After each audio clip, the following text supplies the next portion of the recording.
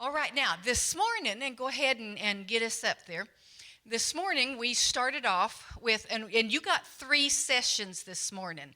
So we were running. I know we were, and sometimes I feel like I'm up here with a fire hose and just spraying, and I'm wondering if I'm overwhelmed. So if at any point, because it's just us while we're here, so if at any point you're just going, what was that?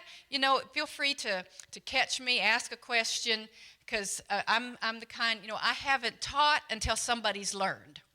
And so if it just went over and you didn't get it, let me know, because there's no point in being here as a teacher if you're not learning. So that's what we want to do. So we're going to just jump right in. Now, we're going to go ahead and review before we have a test. Okay, because we have a test tonight. Now, by Wednesday, y'all just all going to be having this down. So tonight we'll give you a little break. But we've got new. I had one young man that was working on this. I heard him working on it out there this morning. So we're going to go through these 7 churches. We went ahead. And so we're going to remember the first 3 with ESP, right? So let's say them together. ESP is Ephesus, Smyrna, Pergamum, and then TSP, like a teaspoon, TSP, Thyatira, Sardis, Philadelphia, and the L, Laodicea. So we've got ESP, Ephesus, Smyrna, Pergamum, TSP, Thyatira, Sardis, Philadelphia, and then the little loner down there, Laodicea. All right, so now here is our map that we all saw this morning, and we're going to take just a brief, I hope brief. That's the problem when you love history. And by the way, how many of you like history? Okay, we're in good company. And if you were just one that would rather have gone to recess, I understand. And we'll try to be as fun as we possibly can as we try to learn some of this around. So what we miss by not doing the first 2 sessions is some of the background on this entire area. And so we're going to do just a little bit of that. By the time we get to the 1st century, which is where we are in the New Testament, we're in the 1st century, because BC, that year 0, right? We have BC, before Christ, and AD. So if we're right after Christ, then we've got to be in the 1st century. That's logic, right? So we can remember that. So 1st century, this part of the world that we know of as Turkey today, under the Roman world, was called Asia Minor. Before that, it was known as Anatolia. So if at some point I slip up and say Anatolian, all I'm meaning is Asia Minor. I try to remember not to do that, but sometimes I do. And so that's what this area is. Now let's go back just a little bit in history, and let's just give us a brief rundown of a couple thousand years or so. You think we could do that? Okay. All right. Now, in this area, we had the Hittites, but there's not that much exciting about them, except the Battle of Troy, which is kind of exciting. Y'all have heard of the Trojan War? All right. Now, the Lydians, the people that are ruling this area from 1200 to about 546, so we're talking about a long period of time. These are the native folks. This was called, when you talk about the land of Lydia, we're talking about in this area. And so these are the people who are from here. So this is the folks who grew up in Louisiana. Their families from Louisiana. They have Cajun background. There's some French in there somewhere. And they know how to boil shrimp and make crawdads or crawfish. What is it here? Crawfish? Crawdads, where I come from. Crawfish, they can do that. They can speak they got it. These are the folks that are from here. So when you hear about the Lydians, you think native people. Got that? The Lydians then were conquered by the Persians. And let's run up to a map just real quick to help us. So here we are. This is the area that's known as Lydia. Now over here to the east, we have this big empire that's going to develop called Persia. And Persia is going to want to expand. You've heard of a king, Cyrus? Okay, he's going to come across here, and he's going to fight against the Lydian king, who, by the way, his capital is, I'm hitting the wrong thing, his capital is right over here in a little town that we know of as Sardis. Okay, and so the Persians are going to come across there. Now, after the Persians, so these are the people we can remember, they ain't from here. Okay, you know what I'm talking about? Now, let me just ask you a question. If you're native here, and you've got people coming from out east, and they're wanting to take over your land, and they ain't from here, how do you think that's going to go? Okay, it's like if Florida decided to invade Louisiana. These folks from the east, they're not from here, they're going to come in, and that's not going to sit real well with the people who are from here. And so Persia is going to rule over here. Now, here's something that we need to see, and why I've given us a modern map. Because after the Persian Empire, which is based over here and has now taken authority all around in here, there's another great power that's going to grow up over here to the west, and that's Greece. Y'all have heard of Alexander? Okay, he was great. That's how you remember him, Alexander the Great. And he is a Greek leader who is going to get into a war. Now, if you've got two fighting powers, one on the east over here, and then one on the west, how much do you reckon the land in between those two powers is going to get real important? Absolutely. So this is sort of like if Texas and Florida got in a big fight, then Louisiana would become where the battle is fought, right? And so that's what happened here in this middle area. And this part here especially is close to Greece, because we've had a lot of these Greek folks have been coming over and colonizing for a long time anyway. And so when Greece comes to power, then they replace the Persians ruling here. Now, do you think the folks who are from there are any happier with the Greeks than they were with the Persians? I mean, it's a choice. Do you want to be Floridians or do you want to be Texans? Well, we don't want to be either one, right? Right.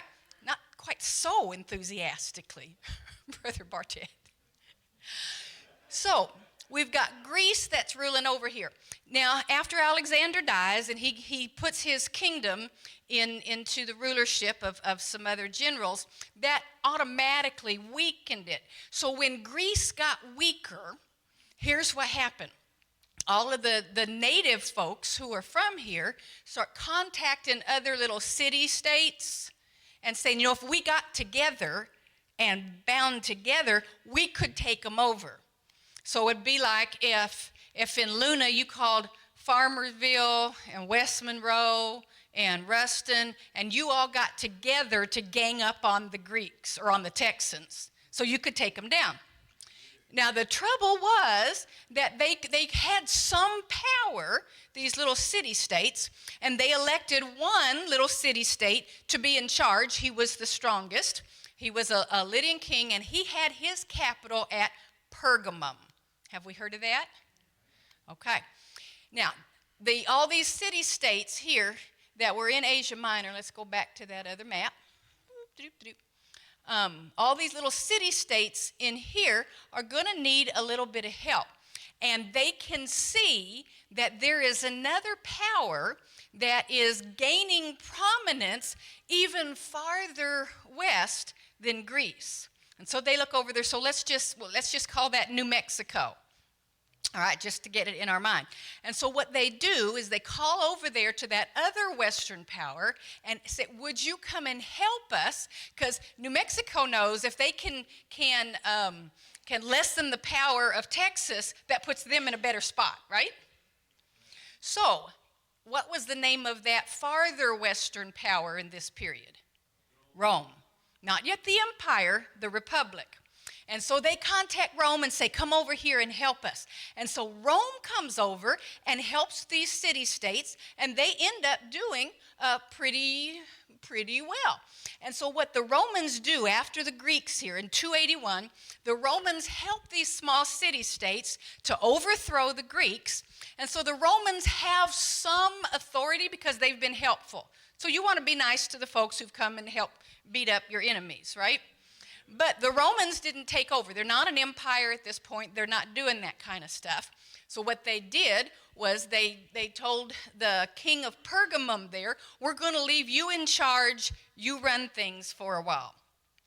And so the king of Pergamum, for about 150 years, the Attalid kingdom, Attalid, rules from Pergamum. Now, I do want you to see, because this just is important, we're not going to get to talk much about Sardis, but the Lydians, the Persians, and the Greeks all had their capital in Sardis.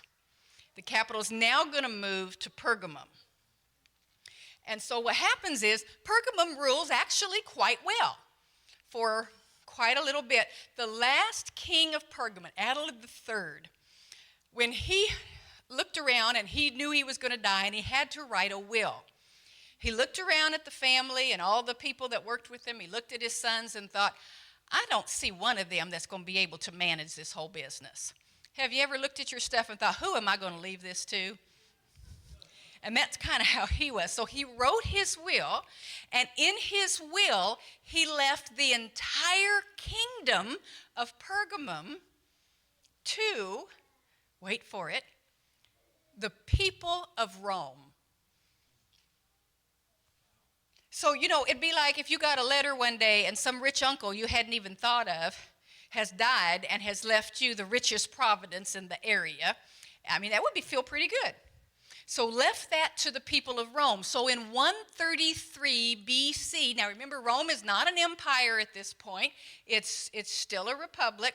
They then come in and have got all of the wealth, and this is an extremely resource-rich area of the world, and strategic. If Rome had not had control of this area, it would have made a huge difference for them later. And this is why even today, this is still hugely important territory. We got Putin doing his thing up here, right? Over here into Ukraine, and right here. If anybody over here wants to get in through here, through the Bosphorus and all over into the Black Sea from the Mediterranean, they're going to have to, whoever controls this area right here. If you go back to World War I and the Dardanelles, that's right here. So very strategic even today, just because of its geographical importance. So Rome has just scored really big. And so they come over and they start setting up their stuff and getting things exciting. They set up their capital in a city that was being developed, had a rich port, and it was just set up well to be able to bring the wealth from the west in and the east. And we talked about it this morning. The Roman capital was Ephesus. It was on the tip of your tongue. I know it was. So those first three kingdoms, Sardis, the Lydians, the Persians, the Greeks, the capital in Sardis, and then Pergamum had their capital in Pergamum, and then the Romans put their capital in Ephesus. So we see that these cities that John is writing to are very important cities with rich history. Now, not all of them. Thyatira is considered kind of a throwaway city. If we had time to tell you about Thyatira this week, we'd talk about that. Thyatira was kind of a throwaway city. Philadelphia was just a little blip in the road. Laodicea is an important city, though not a capital. I love this because God is talking to the big capital cities, and he's talking to places like Luna. All of the churches, and by the way, those 7 churches are not the only churches in this part of Asia Minor. They're just the ones that happen to have gotten a letter, which we know, and we'll talk about this in Laodicea, will be read by all the other churches. Okay, so tonight we're going to jump right into Smyrna. Are you ready? Okay, looking at my clock there. And by the way, if anybody knows how to take one of these fancy watches and change the time because daylight savings time, let me know because I can't figure it out. And it still says that it's 7:30. So if one of you kids can figure out my watch while I'm here, that'd be awesome. So we're going to take a look at Smyrna. Now remember that we've got John on the Isle of Patmos. Now, is he there on vacation? No, this is not just an island cruise that he's taking.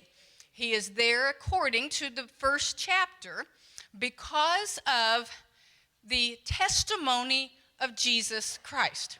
So the pastor at Ephesus has been arrested as not as a criminal so much, but as, it was criminal, but a political prisoner under the cause of treason. And we're going to talk about why that is tonight. Now, the title of what we're doing these days is How to Be a Christian, some counsel for Christians living in a pagan world. We talked this morning about some of the realities of living in a post-Christian society. And this morning, the first counsel that we heard was if you are going to be a church in a pagan society, it is not enough to simply be pure and good and have good doctrine. You have got to be someone who knows how to have all of that wrapped up in love. Otherwise, you become without use for the cause of Christ, because the world that's looking on is not going to be attracted to that. They're going to be repulsed. And that was our lesson this morning. Now, tonight, the lesson to this church is a hard one. This is a difficult letter that this church receives. It's the letter nobody wants to get. When I was pastoring in the Omaha Metro, I was a police chaplain. And every once in a while, as a police chaplain, you have to make the visits that nobody wants to make. And this is that kind of letter. Remember, we said this morning that when the messenger is bringing this letter from Patmos, he arrives at the first church, Ephesus. He reads the entire letter and then moves on to the next one. So he's already been to Ephesus. And when he gets there, he starts off reading the letter to Ephesus. And it's fairly encouraging. They're just going to need to work on that love relationship, but that's fairly encouraging. And so I'm sure that Smyrna, as they have gathered together, because the call has gone out, we've received a letter from John at Patmos. And everybody come next Saturday night, we're going to get together and read the letter from John. And they hear that letter to Ephesus, and then the next thing they hear is their name. And by the way, let's go backwards. Boop. So here is Smyrna, right here. Also, we're also a port city. So we've gone up from Ephesus. We've just taken this little road right here to Smyrna. Now, let's talk about Smyrna just a little bit. It is historically unique in Asia Minor, and unique really in many ways within history. It was destroyed as a city way back 650, almost 700 years before this point. The Lydians, when they were in control, the native folks, for some reason, just razed this entire city. And when that happened, then the people that were living there just spread out, because the city was destroyed, and they spread out into smaller villages and really didn't recoup themselves as a city. But when Alexander the Great came across there and that Greek Empire, he looked at the area that Smyrna is at, and it was unique because when you sail into the harbor, there's an acropolis, a high set-up hill, and when the sun shined on it, it looked just like a royal crown to Alexander. And he thought this would be a beautiful place to build a city. And so he rebuilt the city that had been destroyed several hundred years earlier. And so it was referred to in ancient literature as the city that died and then came back to life. And so that's its reputation. And so it's historically unique in that manner. Another thing is that it's pretty culturally important. They had, just like everybody else has, when you've got somebody important from your town, you put up a little sign that says, when I'm driving through Oklahoma, I come by this little town, and there is nothing in that town except a sign that says birthplace of Reba McEntire. It's their claim to fame. And Smyrna had that. This was the birthplace of the greatest of all the poets, Homer. the Odyssey and the Iliad, right? Great poem. So we've got a place. So this is very culturally important. If you want to study literature in ancient world, you're going to want to come to where Homer was born and see all of this. And then it was economically important, very wealthy port. And with that crown Acropolis, when the sun shined down on that, and that's where they put the main temple and some of the government centers was up on that Acropolis. And then what they did, Alexander did this. He loved the way the sun shined on it coming in from a boat, that he built a street going up into it of a mineral that made it appear when the sun shined on it to be a street of gold. And so this is the city with a street of gold. So when John talks later about the glories of heaven and he says street of gold, it's going to register with these people as simply a thing of extraordinary beauty. Okay, so politically important, and here this is a big thing for this city. When Rome was fighting against Greece and then had all these other little uprisings, there was one city that they could always count on to be on their side. Now remember, at that point, Rome was not, we're not talking about Julius Caesar and Augustus and all these guys. We're just talking about, just the republic. The one city that was their most faithful ally, and we know this from their histories, was the city of Smyrna. Whenever Rome was in trouble, they could count on the king, the leader of this area, to send troops, to send money, and to support them. And so when Rome then becomes the great power in the area, they are going to show favor to the ones that showed favor to them. Tit for tat. That makes sense? And so this is going to become a very important area politically under Rome, because Rome looks at them as a great ally, a friend, a faithful. We can count on Smyrna. All right? Now, religion in Smyrna. Smyrna was an extremely religious town. Just take a look. Archaeologically, these are the things that have been found. We have found temples of Athena, Zeus, Apollo, Aphrodite, and, let's go back. Whoops, we went too far. All of these, these are major Greek gods here. I mean, Zeus, he's the big guy, and Athena, Apollo, Aphrodite. So this is very much a center of pagan worship. So when people are coming and they want to bring sacrifices, they want to worship, bring something to the temple treasuries, Smyrna is a great place to do it. Now, Smyrna has another interesting religious background, in that it was one of the first, matter of fact, I believe it was the first, to build a temple to Roma. Now, here's the thing about Roma. When Rome starts to expand and become an empire, and they're conquering all of this area around, the Mediterranean is going to be called the Roman Sea, because they're going to control all of this area. Now, one of the things that's important to Rome is they want to make sure that the people that are under their control behave and don't cause problems. Because we can't be having, sending troops here and here and here. Same kind of thing our generals worry about. We can't be having a war on 3 continents, right? And so they need all of these little places to stay loyal. Now, Rome had done a lot. We think of Rome as this big, mean, horrible, but the reality was that Rome had done an awful lot for this area. Up until this point, you've got all these city-states fighting with each other, so to travel from one place to another, you never know where a war is going to break out, who's mad at what, and by the time Rome comes, everybody then is unified under Rome, and Rome will protect you. So they clean up the travel. They set up those famous Roman roads so that you can travel around. They get rid of the pirates that have been coming into the Aegean and robbing all of these people. The Roman ships are taking care of that. They bring in a unity. You've got security. There's one language, one currency. It's not difficult to see that Rome is going to be something that the average person, because they brought a wealth and security to this part of the world that did not exist again until the 20th century.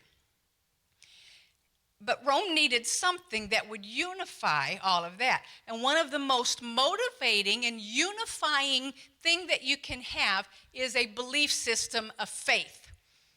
And so there wasn't any of the local deities that really you could say, this would be something that would unify. So what began to develop was a deification of the spirit of Rome itself, a nationalistic kind of worship. And the only thing I could think of to help us understand that, sometimes we can get, if you've ever been to a political rally where the flags are waving and things, or you can just almost feel like there is a worshipful feeling of the spirit of America. Have you ever been in a situation like that? That nationalistic spirit that can also almost feel like some kind of a religious moment. And this is what happened with the spirit of Rome. Now, there's a problem with this in that to have a spirit of a nation, it's really hard to give that to some kind of a way that has a picture to it. They had kind of like a Lady Liberty that was the spirit of Rome. But there was someone that then encapsulated that spirit of Rome. And that was the emperor. Okay? So let's just do a real quick thing. And so we're going to have a new temple built. But before we get to that, we need to talk just a little bit, because this is going to get really important. So I promise you, I'm not giving you anything that's not going to be important. Okay? You working with me? Okay. Just keep smiling at me. All right. Now, religious aspects of the emperor. Julius Caesar. Remember Julius? Okay. Now, Julius Caesar, there were some rumors that he was trying to become a dictator for life. And so there was that whole stabbing thing on the Ides of March and et tu, Brute, and all of that. He is killed. Now, after he is murdered, then the Senate gets together and they take a vote. And by vote of the Roman Senate, Julius Caesar was elevated to deity. They placed him in the Roman pantheon, up there with Zeus or Jupiter and Diana and Eros and all of these Roman gods. Okay, that was done by vote. Now, so when his adopted son, Octavian, known to history as Augustus, when Augustus became the emperor, as the adopted son of Julius Caesar, a title that he took on was the Son of God, because Julius Caesar had been elevated to deity. So that makes perfect sense. I mean, you list your titles, Son of God, it's not a bad one. And so Augustus took on that title, Son of God. But we've started a little practice now. So after Augustus died, guess what the Senate did? They had another vote, and they voted that he would be God. And so by this time, we now have this idea of the emperor as the representative of this spirit of Rome. Now, Augustus is followed by Emperor Tiberius, who's emperor when Jesus was born. So that's where we are in history. Now, Tiberius was not one that sought this title of God, and it wasn't given to him while he was alive. But there was a contest among some of the cities of Asia Minor to see who could prove the most loyal to the Roman Empire.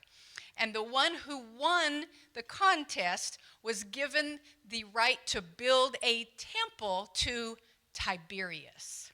So the Roman emperor has never had a temple before. It's always been the temple of Apollos or Zeus or something. But Smyrna won. And so they build a temple then to Tiberius. Now, after Tiberius, then we just get a loony bird there in Caligula, and then Claudius, Nero. We all know about Nero. And then we've got the year of 3 emperors there where things are just bananas. And then Vespasian comes in. He's going to be the one, he and his son Titus, that conquered Jerusalem in 70 AD. And then we get to Domitian.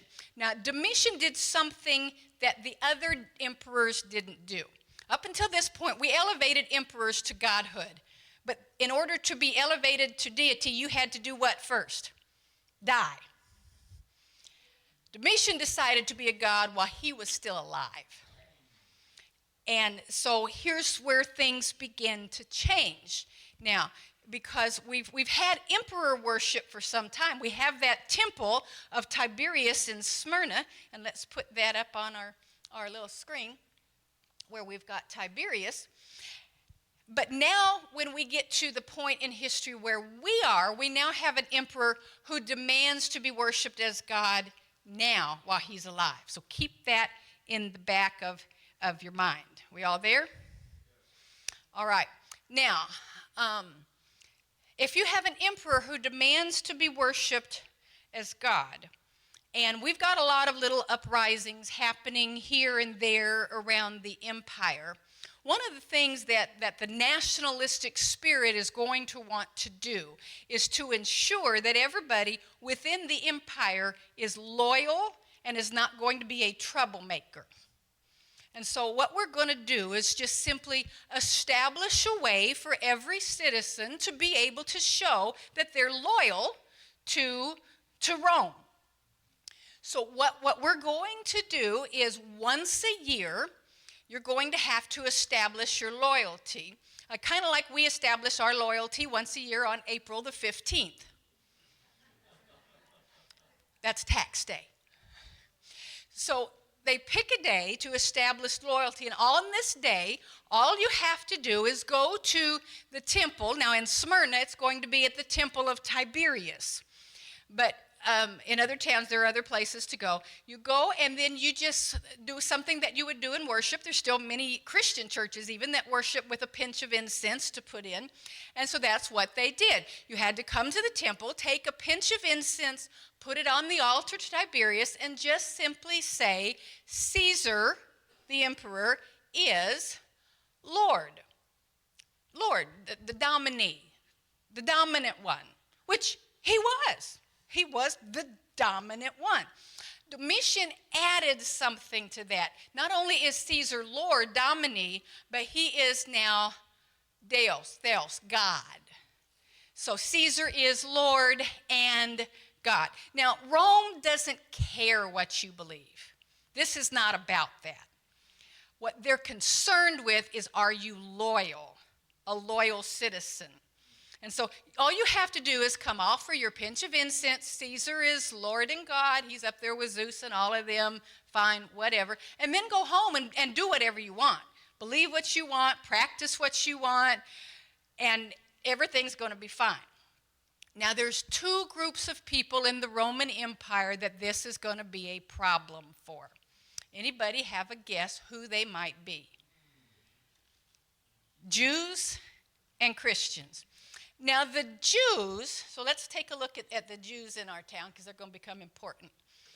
The Jews have worked out a pretty good deal. When the Jews came under the authority of the Roman Empire, Pompey had come in, it's a long story, very interesting. They worked out a deal with Julius Caesar. Because it's very strategically important geographically. Rome didn't want any uprisings or anything, so they worked out a deal. And the deal was this. Okay, you Jewish people, we know that you've got a monotheistic problem. There were wars with that when Greece was over here. We're not going to bother you about that. We want to know that you're loyal to us, and so that's why they're always watching that. But they made an agreement with the Jewish people that they could worship their God alone. They did not have to put up statues to the emperor. They didn't have to build a temple to Jupiter. They had a special dispensation.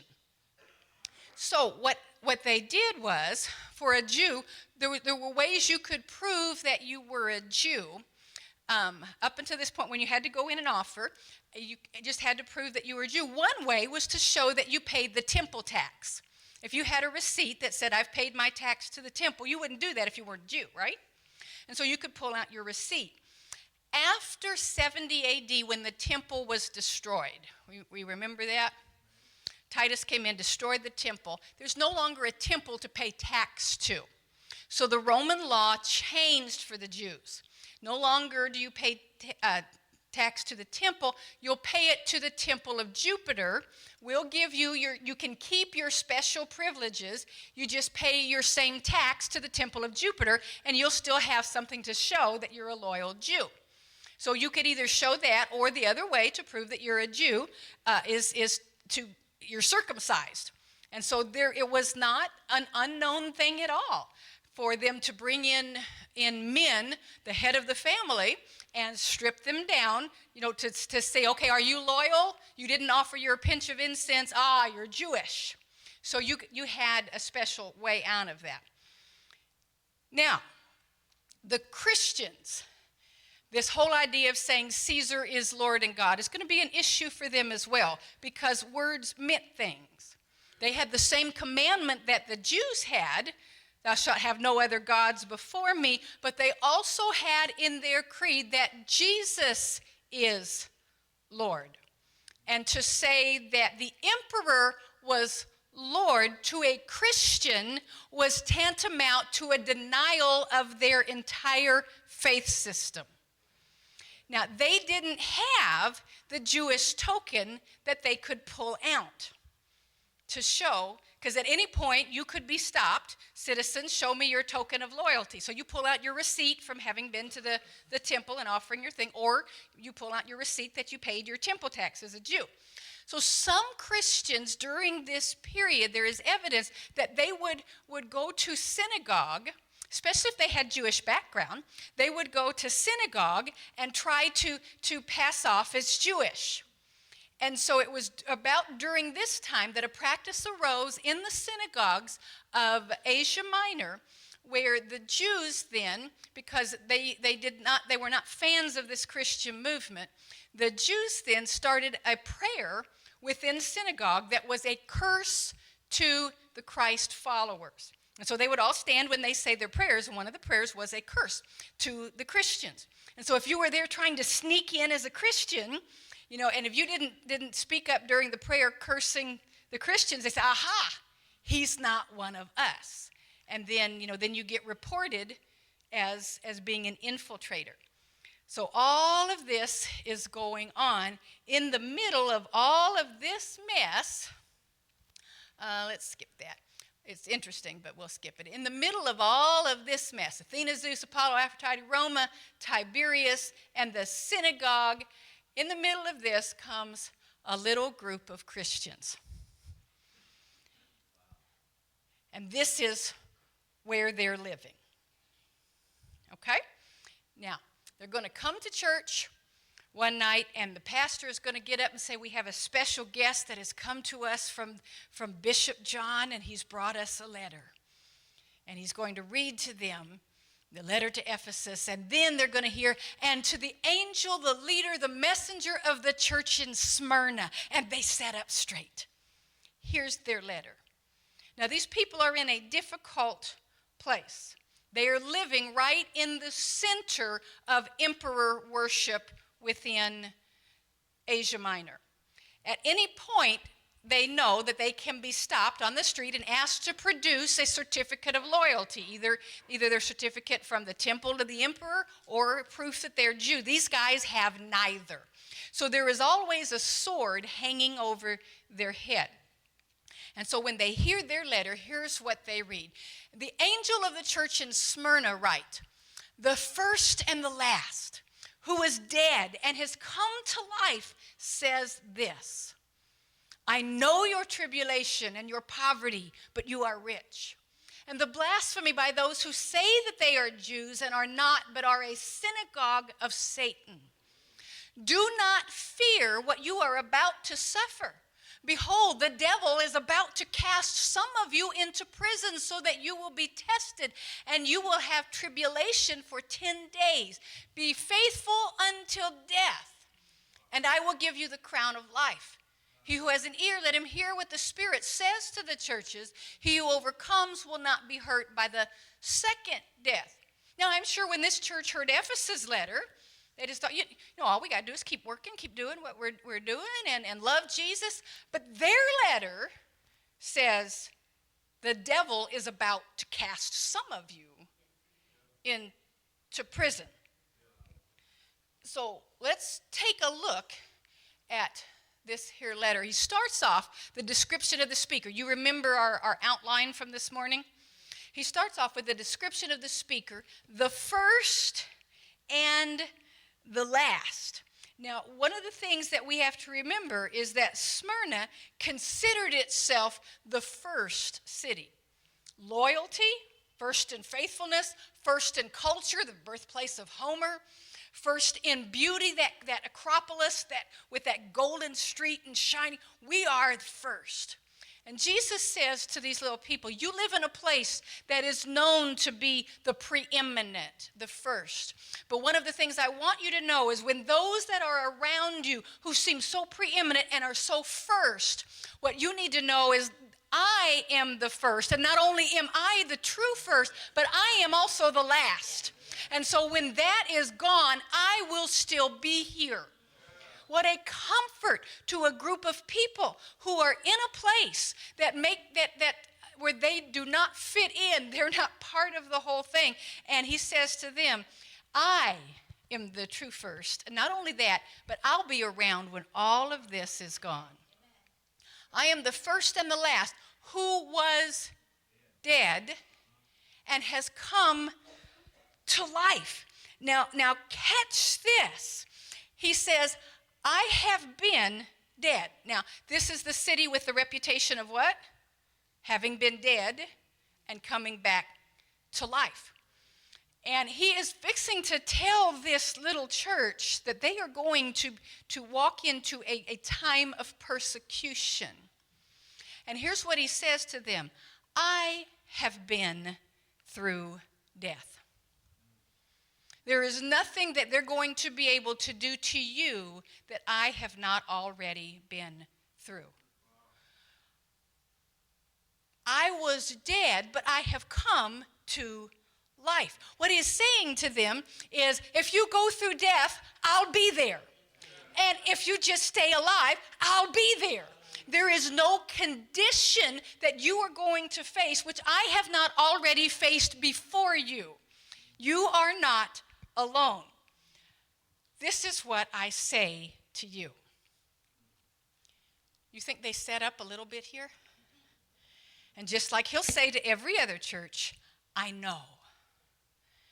But there's something in this letter that is a different tone than what we saw in Ephesus. In Ephesus, he talked about, I know all of these great things that you're doing, all of the actions and all of that, and that's all wonderful. But he speaks it as someone observing from the outside.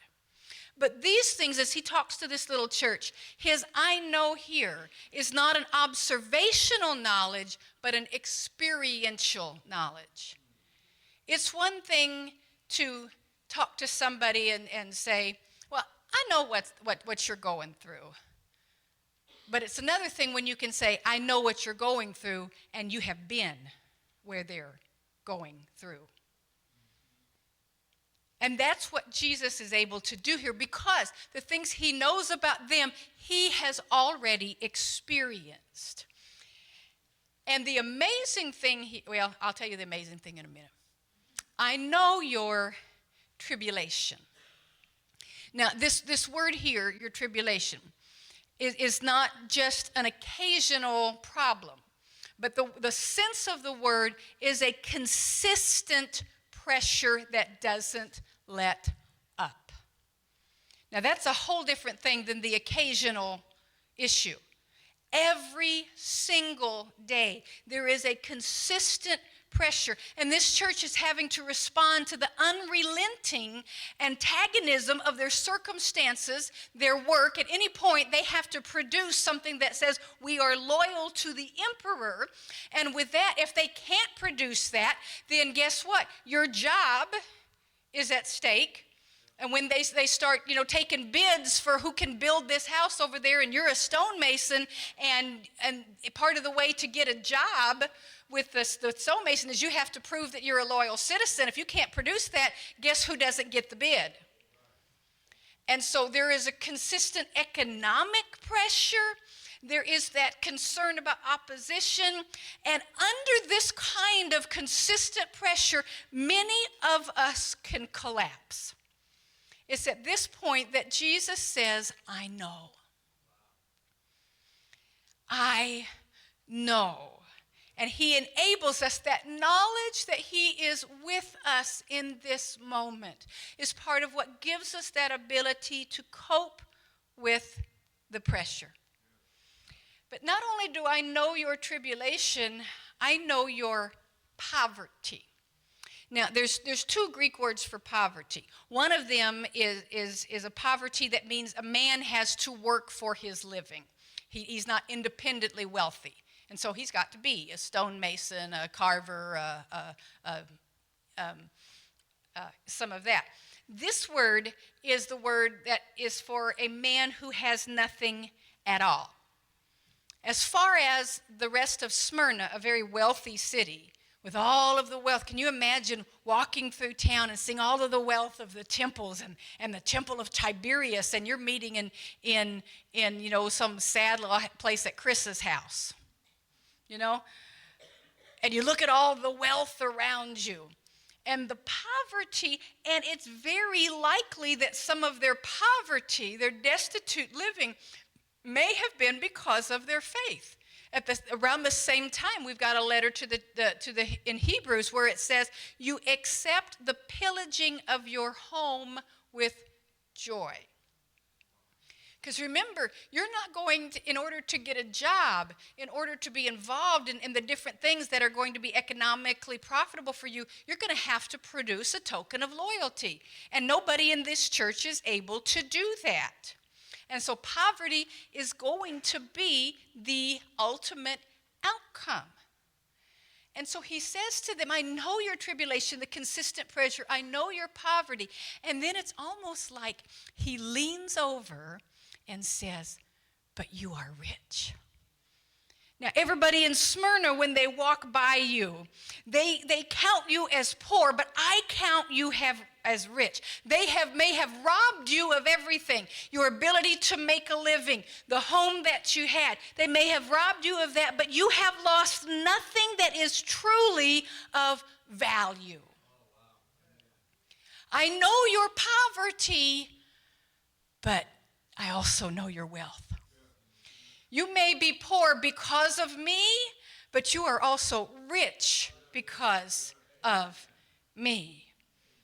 And I know what you are experiencing. For those of us in this room who have known what it is to be totally dependent on the provision of God, we understand this kind of wealth that the world didn't give and the world can't take away. And that's what is happening here. He says, I also know your tribulation, your poverty, and the blasphemy. Now, when we hear blasphemy, we usually think of this as a religious crime, because it was what they accused Jesus of, blasphemy for saying he was the Son of God. But the word here is not used in a religious term. It's used in a social sense. What the word literally means is to slander the name of. So these people, their name had been slandered, and Jesus not only knows that they've been slandered, but he knows the source of the slandering. Because in this town, the main place that was causing them problems was coming from the Jewish quarter. Now, we don't have time to talk about why the Jews, but who was the first persecutor in the book of Acts of the church? The Jews. Okay? Now, in this area, we've got those who say they are Jews and are not. Now, it's possible that he's referring to the people who tried to avoid persecution by infiltrating the synagogue, and that's a possibility here. But the logical sense is also that these are people who say that they are the chosen people of God, but they are not. Look what he says. They are not Jews. And this is the king of the Jews speaking. And he pronounces them. They say that they are Jews. They say they are the people of God, that they have a special relationship with me. But the fact of the matter is, they do not. And they are slandering you because you have accepted me as Messiah. They are slandering you as being outside of the Jewish faith and heretics, and they are turning you in to the government. And did Jesus know what it was to be acted on by the people of God and turned over to a pagan government? When he says, I know, he knows. And Jesus, the King of the Jews, the full title of the synagogue that's over the synagogue door in Hebrew is the synagogue of the Lord. And yet Jesus says they are the synagogue of Satan. Now you want to talk about something that should make you stop and think. And can you imagine when this letter was read to the church at Smyrna? I know the source of your trouble. It is coming straight from those who say that they are Jews, they're the people of God, but they are not my people. Instead, they have taken on the act of slandering my people. And the father of slander is the devil, right? And when we start doing the devil's work for him, we become like him. Pretty serious statement there. Now, what counsel is he going to give to this church? Now, what we would like to hear is that at this point, he is going to say to them, now don't worry, because you have victory in Jesus. Let's all stand and sing a rousing chorus. Victory, I shall overcome. In the name of Jesus, we have the victory. There is no foe that can defeat me. But he doesn't say that to them. Here's their counsel. The first thing he says to them is, don't fear. How many times has Jesus had to say this to his followers? Go to the Gospels. How many times? Matter of fact, his birth announcement started out with, don't be afraid. And he's been saying this ever since to his people, hasn't he? Have you ever heard him have to say that to you? Do not fear. His first counsel to them is to put aside fear. Now, he is not going to give them one single promise that they are going to escape their suffering. And this is something that we have to process as the Church of Jesus Christ, living in an age that is becoming more and more antithetical in opposition to the gospel of Jesus Christ that we claim to hold.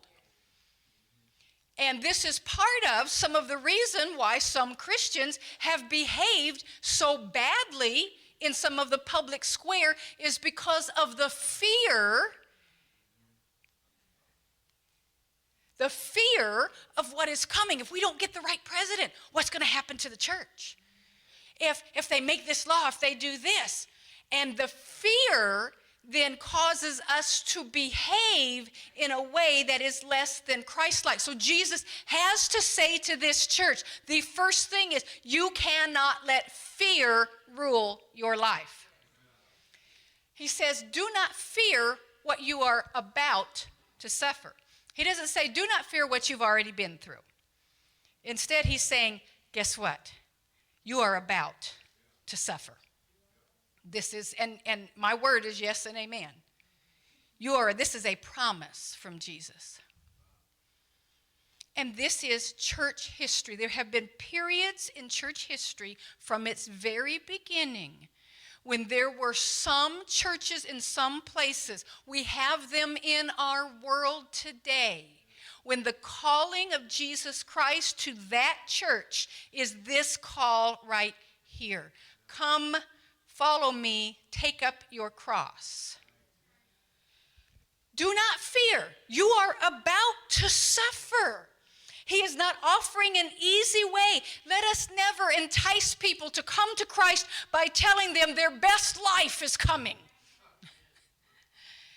Because what happens when we do that is we set up a false expectation that following Jesus means health and wealth and prosperity.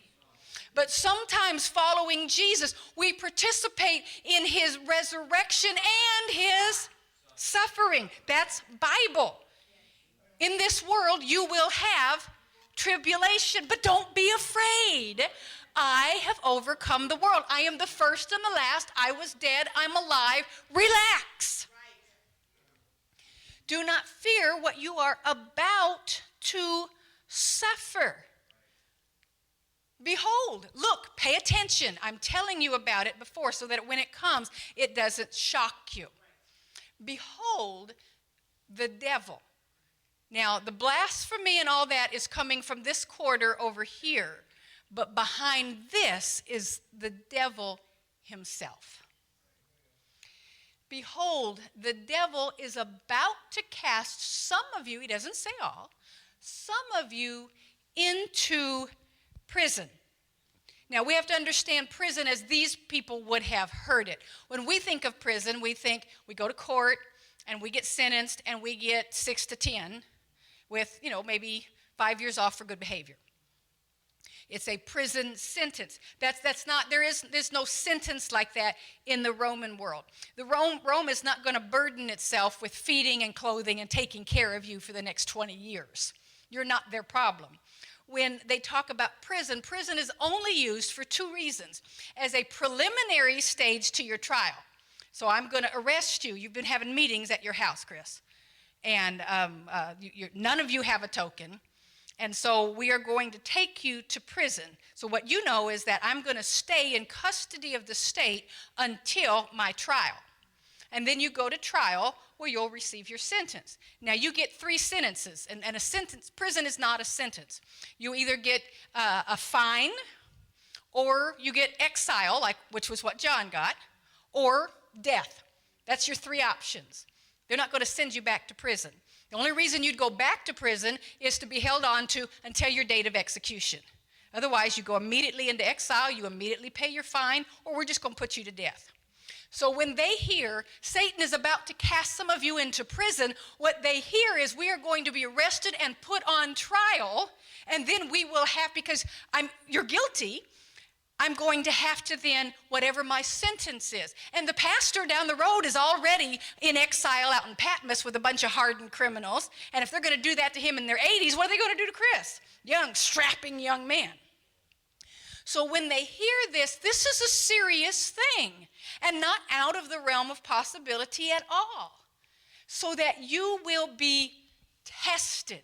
Now this word here, I got to watch my time. This word here, tested. This is a wonderful world. It's actually from the art world. And what it means is when you make a beautiful vase or something, you test it to make sure that it is able to do what it's designed to do. So you put it through the fire. And when it comes out of the fire, if it hasn't cracked, then on the bottom you write grade A approved. What you do is you stamp this word right here in Greek. It's been tested. It's gone through the fire, and it has shown that it can stand up. And that's exactly what Jesus is saying to his church. You are going to be put into the fire to show what you are made of. And when you come out of the fire, if you are still standing strong in faithfulness, you'll be stamped tested, approved, grade A, ADA, this is good stuff. You will be tested and you will have tribulation. That's that consistent, unrelenting. You are not going to get a break, folks, is what he's saying to this church. For 10 days. Now, here's where we have to be careful. And this is where studying backgrounds can help us. Because we see this 10 days, and some people have taken this, well, what does that mean, 10? It'll be 10 literal days. They're going to start, and so we can mark it on our calendar. Well, they arrested Chris on the 10th, So somebody mark the 20th, that's when it's all going to stop. Others have taken this to mean that there will be, that days are epics, and so I've read some historians of Revelation that try to make 10 periods of persecution, and when that 10th period of persecution is done, Jesus will return. The reality is that this is just simply a local idiom. It shows up in Greek manuscripts. It's just a colloquialism. 10 days simply means a short amount of time. It's kind of like when we say, I'll be there in a few minutes. You know they ain't going to be there in no few minutes. They ain't even out the bed yet. But they say, I'll be there in a few minutes. You know it's going to be a half hour before they get there. It's a local idiom. And so what this church heard was, this will not last forever. And what a promise. And Jesus said, I know. There's nothing you're going to face that I haven't already faced before you. And I will be with you. So his first advice to them is do not fear.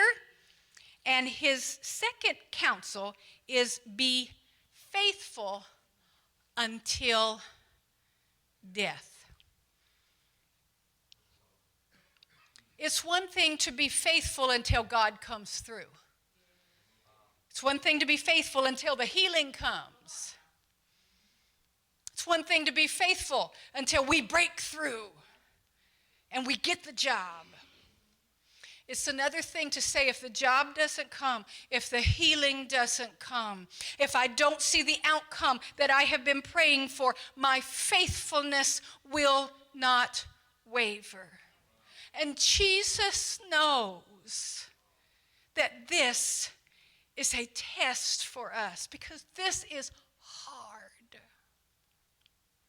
But when he says be faithful, as we spoke this morning, faith, belief is not an intellectual assent. It is saying I am entrusting myself to this.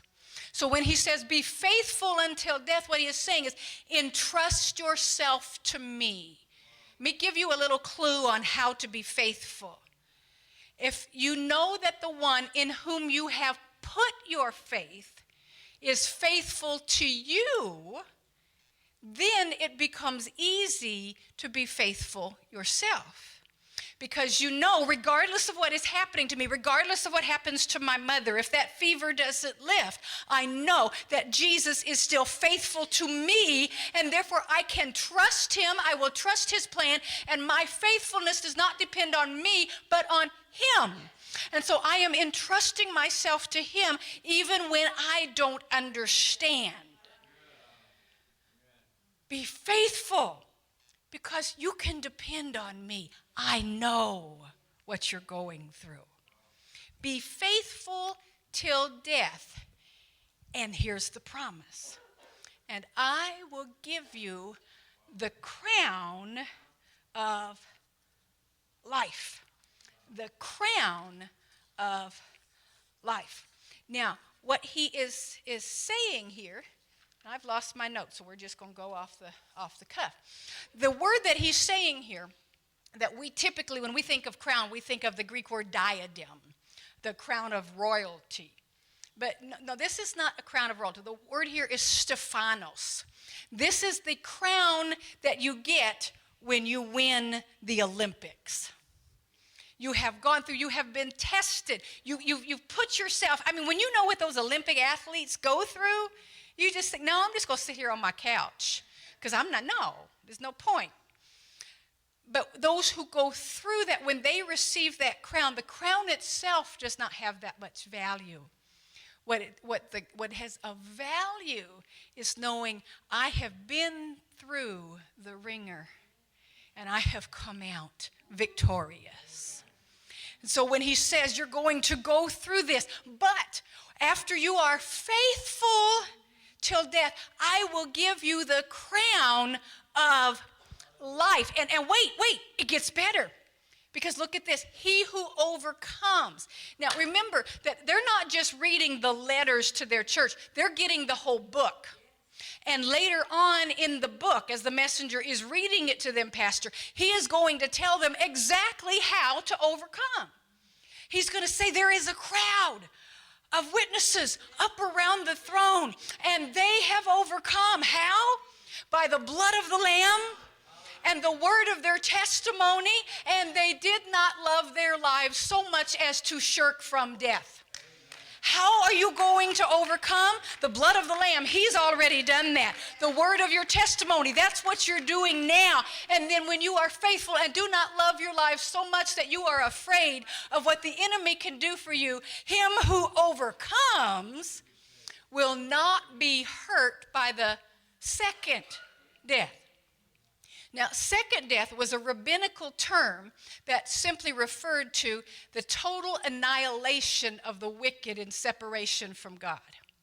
What he's saying to them, the people who are around you who have the power to put you to death, may be able to take the physical life from you. But here's the reality Jesus is saying to them, that after this death is a second death. The death of the separation of the body and the soul is one thing, but separation from you, from the life-giving God, your creator, that is a serious matter. So these people around you who can put you to death, when they face death, all that's after that for them is more death. But for you, after death is more life. Jesus said this so plainly. He who loves his life so much as to shirk from death will lose it. But he who loses his life will save it and find life eternal. It's the same thing that he said in the Gospels. Remember, this is Jesus still talking. Will not be hurt by the second death. He who has an ear, let him hear what the Spirit says to the churches. Now, after that last word, when the messenger said to that little church meeting in Smyrna, maybe at Chris's house, you have an ear here. Do you think that there was a pause?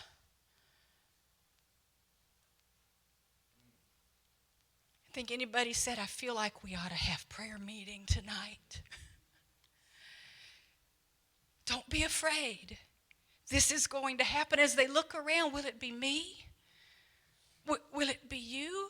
Will it be my mother? Will it be my baby? Faithful till death. You know, the call of God for different periods and different places, Hebrews 11 makes so very plain and so very difficult. Because in Hebrews 11, the author goes through and he talks about the great people of faith. Moses, Abraham, all of these great people of faith. And he goes through the miraculous, receiving their dead back to life, conquering. And then he says, and some were sawn asunder, wandering the earth in goat skins and living in caves, of whom the world was not worthy. Both are legitimate calls from God. And we don't get to choose which calling is ours. We receive from the Lord graciously entrusting ourselves. And this is why we should all have been in Sunday school this morning, because this was our lesson in Romans 8, where our teacher told us there are things we know. And see, we're talking about this pagan society and this post-Christian society, and there in Romans 8, it says, and we know that all of creation is groaning under this weight, waiting for its redemption. We know we live in a messed up world, do we not? And then it says, and we don't know how to pray. We have no idea How to do what we need to do in this messed up world. So we know we're in a messed up world. We don't know how to pray, how to respond to it, but the Spirit helps us in our infirmities. And then it says, and we do know that all of this is going to work together for good. I don't understand it. I can't explain it, but I know, I believe, and that means I am entrusting myself to this fact. I am not stating an intellectual assent. I am entrusting my very life to this belief system. So they get this letter.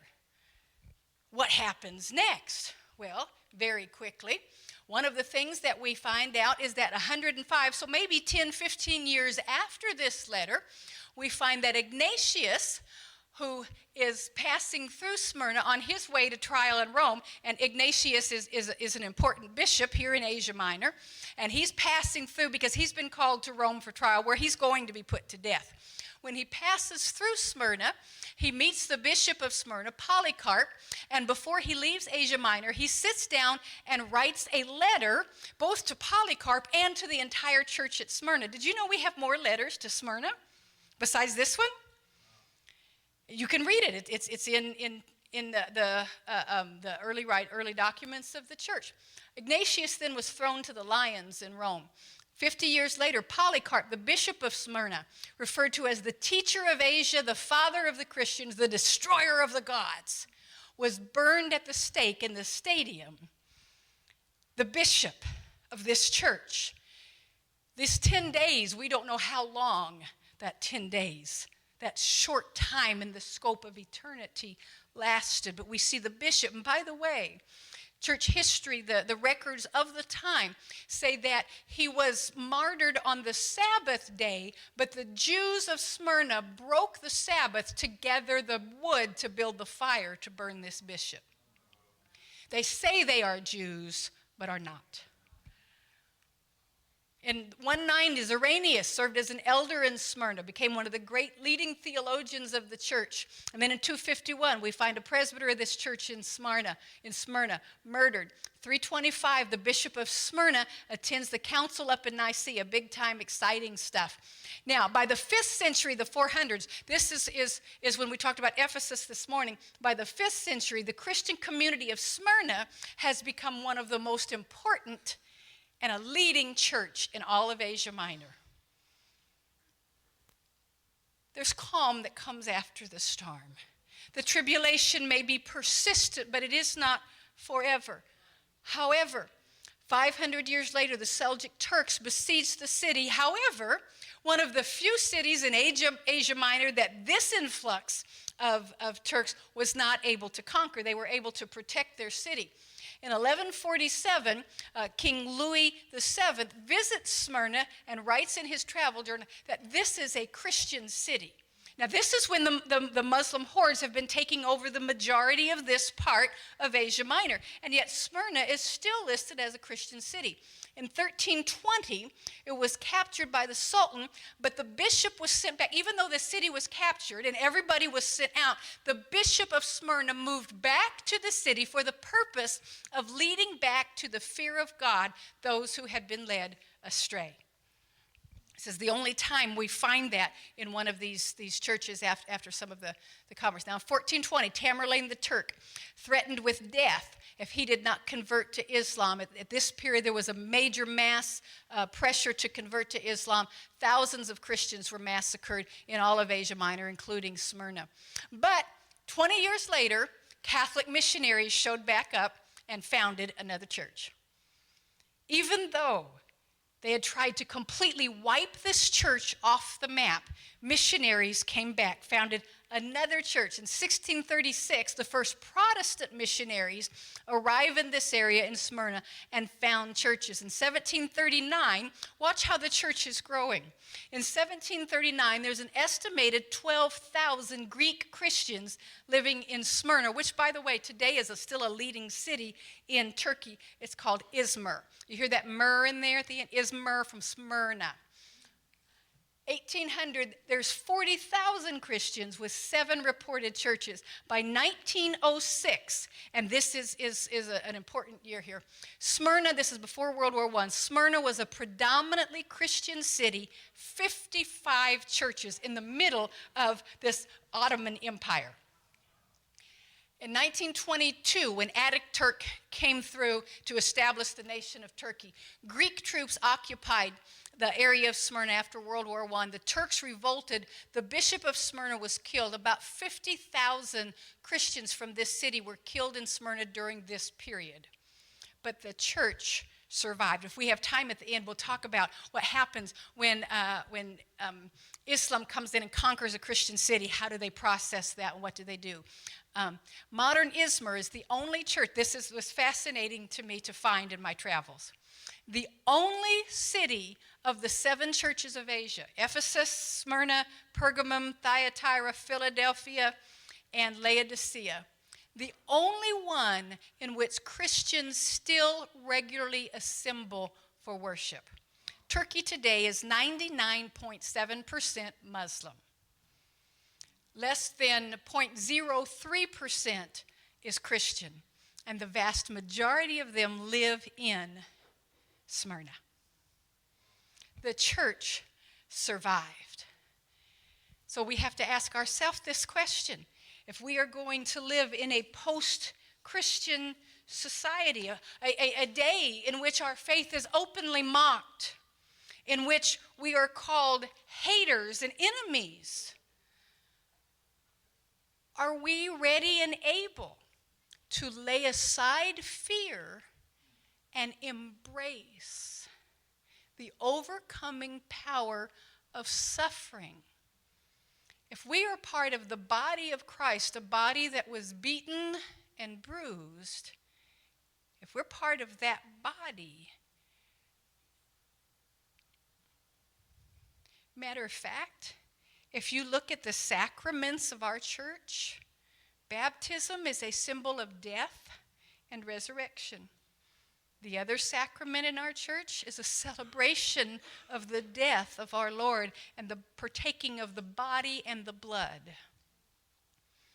This is part of what it has always meant to be a part of the body of Christ. We have been very blessed to have lived and not experienced this. But the majority of church history, and in many places around the world, this has been the reality of what it means to follow Jesus. While I'm here during the day, I have an article that's been assigned to me to write for Influence magazine on a gentleman by the name of Haik Hovsepian, the general superintendent of the Assemblies of God in Iran in the 1990s. And so I'm writing that article during the week while I'm here, so I've got papers and papers and papers of what happened to the Iranian church in the 90s. And Bishop Haik, our general superintendent, was murdered by the Ayatollah Khomeini's regime there in Iran. 30 years ago in January, I am privileged to be flying his wife to Central Assembly in Springfield for a service to tell his story again to another generation, because I want them to see the face of a woman. This is not something 100, 200, 1,000 years ago. This is a woman who is only in her late 60s, who buried her husband who was killed for his faith. There's an old song that we sing that came straight from this portion of Scripture. And so you only know this song if you're old. But here's some of the words. There are things we don't understand. We don't know, as we learned in Sunday school today. So we have to hold to the promise. So here's this old song. So if you're old enough to know this old song, would you sing it with me as we wrap this up? We don't understand it all today. But on the other side, faithful till death, said our loving Master, a few more days to labor and wait.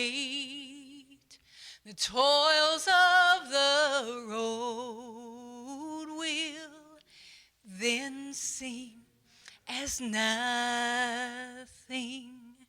when we sweep through the beautiful gates. See if you can sing this chorus. Farther along we'll know all about it. Farther along we'll understand why. So cheer up, my brother, live in the sunshine. Do not fear. We'll understand it all by and by. And when I read messages like this, I don't fear so much for me, but I look at my grandchildren who will know a different world than I knew. And this is the message I have for Luna First Assembly. To be a Christian in this pagan world, it is imperative that we give our children the discipleship and a grounding in the faithfulness of Jesus Christ, because they are going to face a world that we may not be able to imagine. And I think that we will find, as generations before us, that the faithfulness of God. When I fly in Haikov Sepian's family to Springfield, Missouri, he has 4 children. His oldest son was a teenager and was called to identify the body of his father, stabbed 27 times on the side of the road. This teenage boy identified his father for every reason he had to say, I am walking away from the church. Today, he leads a ministry in Iran. All 4 of Haik's children are serving God faithfully. We do not need to be afraid, but we do need to prepare. Get your kids and your grandchildren into Sunday school classes and discipleship ministries and into the Word of God. And Grandma and Grandpa, we need praying adults. The future of the church are these guys. That's you. Lord, we thank you for your word. We thank you for your promise. Even though sometimes your promises are not what we want to hear, we've learned to entrust ourselves to you. So, Father, help us to take your counsel tonight, to put fear aside, regardless of what the next election holds, regardless of what the direction of our nation may be, we will not respond with a spirit of fear, because that spirit of fear will cause us to be less like you. So, Lord, deliver us from fear and replace that with an entrusting. Though he slay me, yet will I serve him. Thank you, Father, because you know. You've already been there, and there is nothing we face. You'll be there in death, and you are here in life. And so we stand in this confidence. And we know that all things work together for good to them who love God and are the called according to his purpose. May we be those people. In Jesus' name, amen.